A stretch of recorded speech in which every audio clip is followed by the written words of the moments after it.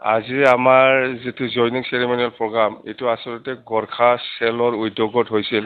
তথাপিও কোকৰাঝাৰ জিলাৰ 5জনমান কংগ্ৰেছ নেতাই আমাৰ দলত যোগদান কৰিছে।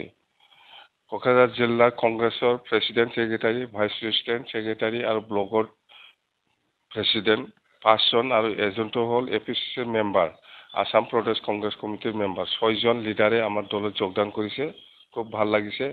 আৰু বাকী বহুত আৰু জইনিং কৰিব লগা আছে বুলি ইহঁতে আমাক জনাইছে।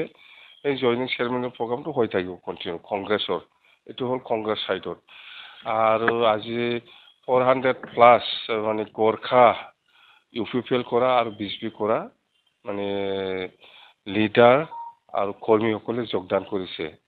ইয়াৰ পিছত UPPLৰো মানে 100+ মানে যোগদান কৰিছে আমাৰ দলত।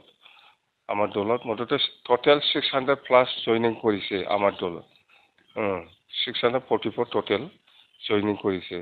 তো এইবিলাক জইনিং কৰাটো যিটো আমি দেখিবলৈ পাইছোঁ, প্ৰায় ভাল মানুহবিলাকে জইনিং কৰিছে। আৰু আমি কোকৰাঝাৰ লোকসভা আৰু দৰং ওদালগুৰি যিটো লোকসভা, ইয়াত যিটো আমি কেণ্ডিডেট দিব খেলিব MP নিৰ্বাচন, সেইটো আমাৰ কাৰণে খুব পজিটিভ চাইন আহি আছে। নাই সেইটো খুব দায়িত্ব লৈ পেলাই লিখিছে, সঁচা কথাই লিখিছে স্বপ্না বেজবৰুৱা বাইদেৱে।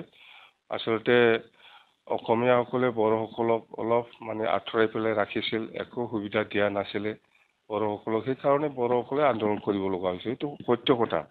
এইটো আজি কোনোবাই যদি কয় নহয় বুলি, এইটো কিন্তু সত্য। বড়োসকলৰ আন্দোলন হোৱাৰ মূল কিবাটো হ'ল ইহঁতে আমাক আঁতৰি ল'ব জনা নাছিল, বাহিৰত ৰাখিছিল। সেইকাৰণেহে হৈছে। এইটোতো কথা সত্য। স্বপ্না বেজবৰুৱা বাইদেৱে যিটো ৰিস্ক লৈ পেলাই এইবিলাক কথাটো ওলাই দিছে কিতাপত, খুব ভাল কথা, আমি ধন্যবাদ দিছোঁ।